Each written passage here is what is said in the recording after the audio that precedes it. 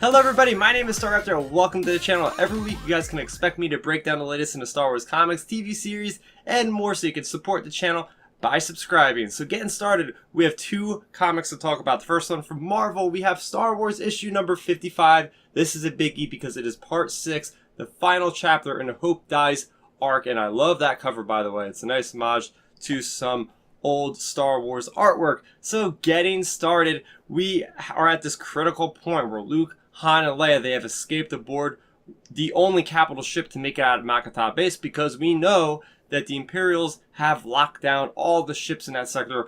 But Luke and Leia decide to convince General Dodonna that they have to turn around. They're going to try to save the rest of the Rebels fleet, which is going to be destroyed. So this issue is all about that. So they have this game plan where General Dodonna positions his capital ship above the Executor, does a broadside. That is getting all the Imperials' attention, because then we have Rogue Squadron, which was formed in this arc, going with their transports to try to get their codes to all the ships that are locked down, because that code will actually enable them to get back into control and get out of there in hyperspace. And that is pretty much what happens in this issue. We have Han Solo, who's actually flying an X-Wing, and the Rebels all escape but for General Dodonna, who makes a noble sacrifice.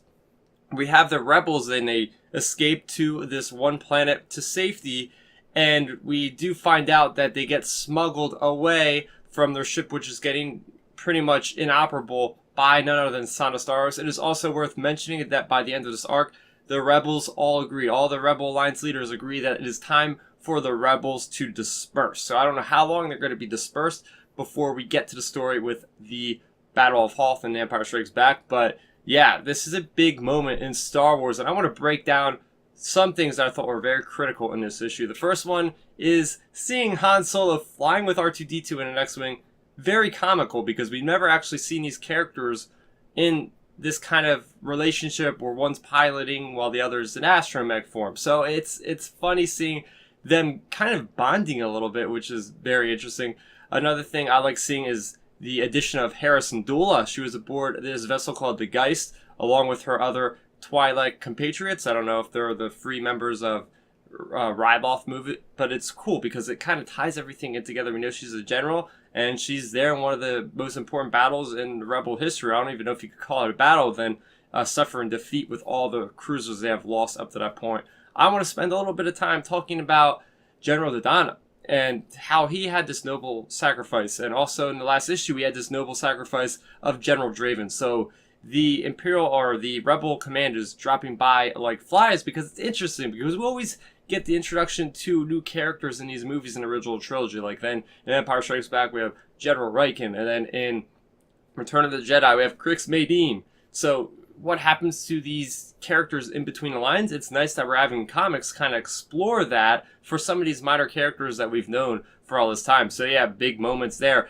And what leads to the promotion, very important moment here, for Leia being promoted to general. You have Luke Skywalker being promoted to a commander, as well as Han Solo, even though he begrudgingly accepts it, being promoted to a colonel. So it's because of the loss of the leaders. Mon Mothma herself promotes all of our big three heroes with these titles, where we see them having those titles in The Empire Strikes Back. So again, another critical moment in the development of many of these characters is explained in a comic book, which is just awesome.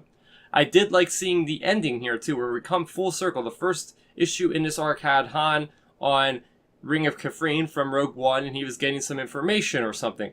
We see him at the end of this issue tying things back to the beginning, where he's actually giving that information to Sana Starros, who he then asked for another favor to smuggle them to someplace else. So it's cool seeing that coming into play.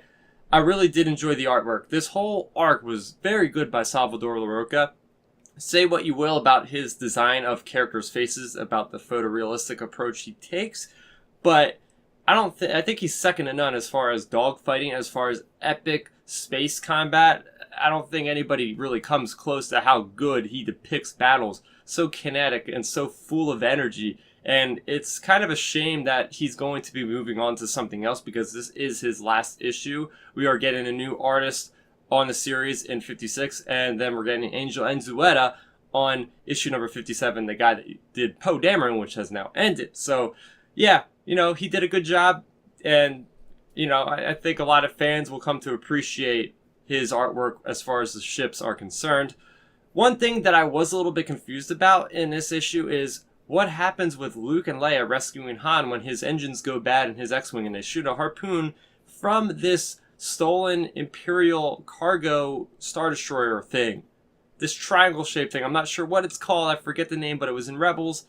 How did they get that all of a sudden? Because at one moment they were on the Makata base trying to get the dignitaries, Mon Mothma and whatnot, out to safety on their transport. Next thing you know, they're just on this huge Imperial ship. Like, did the Rebels always have that? I thought it got destroyed in Rebels Season 3 at the Battle of Adelon, but I really don't know.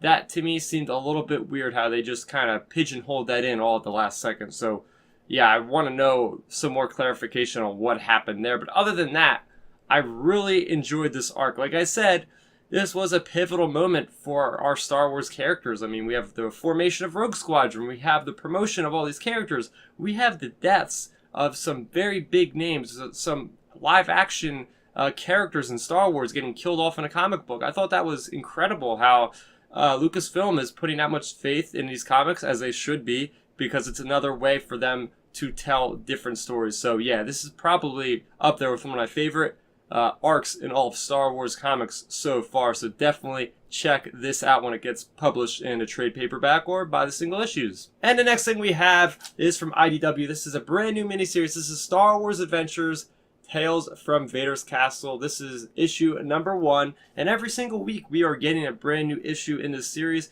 to align itself with Halloween, because this is a spooky story, because it's set on Mustafar. That's where the story really unfolds. Is we have this character of Lena Graff and her rebel compatriots crash land to this planet, and they have some spare time, so they're telling stories about different tales they've heard from around the galaxy. So the first one we have is based on our favorite rebels. That is Chopper, Hera, and Cnaon. You could tell this is before the events of Season 1 of Rebels, because we don't see Ezra around, we don't see Sabine around, and Cnaon hasn't been blinded yet. So they are going on this mission. They are trying to find his contact. They find the contact. His ship is destroyed on this moon.